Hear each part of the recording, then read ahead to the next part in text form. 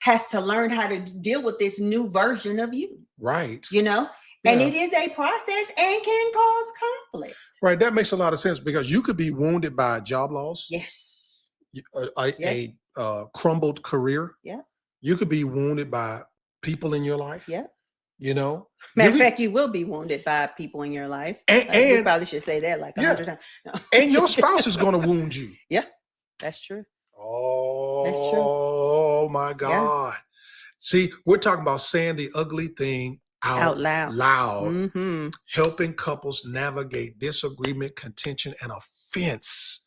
Because we can't harbor those things and have a healthy See, we want you to have a beautiful marriage. And don't get beauty mixed up with something you see on TV. Yeah. We have a beautiful marriage. Yeah. I'm telling you, this is my girl.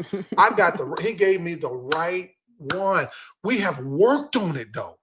We worked and worked and worked and worked. Mm-hmm. We laugh. Mm-hmm. We go out and have a laugh good time. A lot, actually. Come on. And I think that is,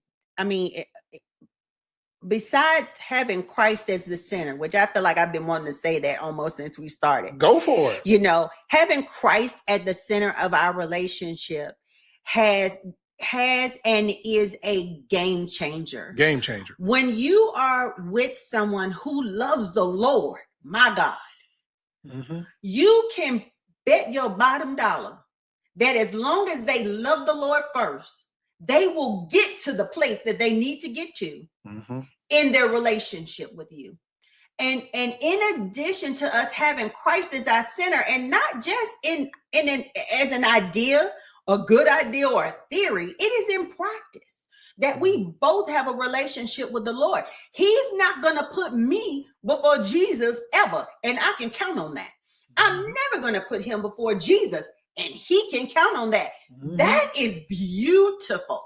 Right. So there's so many layers to that, because even if I do or don't want to do some, or vice versa, we're going to look for what God is saying in the moment. And then we're going to submit to that very thing. That's beautiful. Right. Can you repeat that? We're going to look for what? What God said to do. What God, go ahead. Is that what I said? Yeah, you said what God is saying at the moment. Oh, what God is saying at the moment. Absolutely. And we're going to obey that. How we feel and this, that, and whatever thought we had about whatever, it goes out the window. I.e., the example I just gave about when he talked about walls, my response in my flesh was, I don't have a wall. But God, because I took a beat, because I was a Christian at the time, I was able to take a beat and hear from the Lord in that moment. Woo, this is so good. To let me know you do have walls. So I can't argue something that the Lord has given me revelation on. Oh my And God. because of that, I was able to respond to him appropriately. So in addition to us having Jesus Christ as the center, like for real, and not in a good suggestion or an idea, but we really do. In addition to that, we have laughter. And I think that is so powerful. We have laughter and we have homegirl and homeboy. That's right. Oh yeah, we get that. Period. Right. And it makes all the difference. I can remember so many times coming to say, I don't want to talk to my husband. I want to talk to my boy. My God, that just gave me that thing used to get me. Because I'm like, I don't want the husband. I don't want the husbandry right now. I want my boy. That's who I want to talk to. And it's beautiful. And I'm so grateful because we do have a beautiful relationship, and it is so many levels. Right. We're homies. We're husband and wife. We're, he's my pastor. He's business partners. Absolutely my spiritual leader. And on. And for every level and dimension, we both had to grow and figure it out. Because it may sound like, wow, she looks at him as her spiritual leader. But guess what? He had to take on the responsibility. I had to earn it. To be my spiritual leader. I had to earn it. It wasn't like, oh, we don't throw cliches. We don't do that. We do our best to live this thing out. And so I think that you have to find, in addition to Christ being the center, you have to find the thing that makes you. And we laugh, we cut up, we dance, we're silly as all get out, but we're also about business. And did I say we love the Lord, and we love the Lord, and we know how to slay a demon, and we know how to lift one another up, and we know how to do all of those things. So you have to find a thing that works.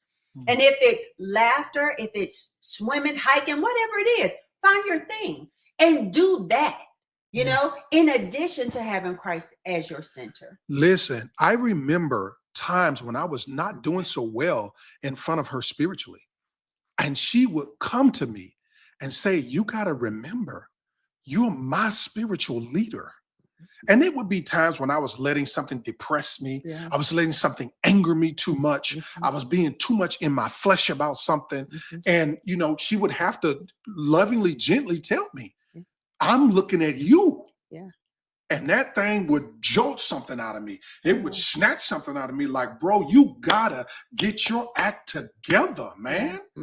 This woman, the same woman that's here at home with you, gotta sit in the pulpit with you or be in church environments and engagements and events and keep a straight face. Then that need to be a real straight face. It's going to be. You know what I mean? If she's mad, you're going to know it. Because let me tell you, or I'm going to be absent. I'm not going. I'm sorry. I can't do fake. I don't know how to do that. You know, so that's so real. That's so real. All right, y'all. So we hope you're getting something out of this because we're just starting on this topic, saying the ugly thing out loud. It's going to be a series, probably going to be about 3 to 4 sessions. So stay locked in and come back, you know, each first and third Tuesday so you can build up. Now, listen, we also will have it on YouTube and Facebook where you can go back and listen to it. Amen. Now, we have talked about these common causes of conflict, miscommunication, unmet expectations, childhood trauma, and unhealed wounds. And we've thrown out some little nuggets and scenarios and stuff for you to walk with. But here's the deal. There's 2 types of conflict, y'all, because there's going to be conflict in your marriage. Amen. It is healthy and unhealthy. Yeah. Healthy conflict, don't try to avoid it or else the unhealthy conflict comes up. Absolutely. You have to address conflict. There has to be conflict in your marriage. That's how you negotiate. That's how you dialogue. That's how you work things out. That's how you compromise. I'd like to see us do this. I'd like to see us do that. I think this. I think that. That's loving conflict. That's healthy conflict. But the unhealthy conflict is what leads to resentment and divorce. Yeah, absolutely. Let me prove it. What's the top reason for divorces that we find out here now? Irreconcilable differences. Boy, they throw that thing out like it's a, you know, like they, you know, making it rain or something. You know, unreconcilable difference. Unreconcilable difference. You can't describe it, so it just fits in that box. You know, I'm not shaming. Right. I'm not. This is one of the things I'm passionate about with Christians. Like, what do you mean unreconcilable differences? What are you talking about? Somebody's not giving and taking. Bro, you got to humble yourself, homegirl. You got to be quiet. Yeah. Sometimes I said it about the man and the woman. Don't try to get mad at me because I said, homegirl, be quiet. I said, homeboy, you got to humble yourself and let that woman talk. Let her lead.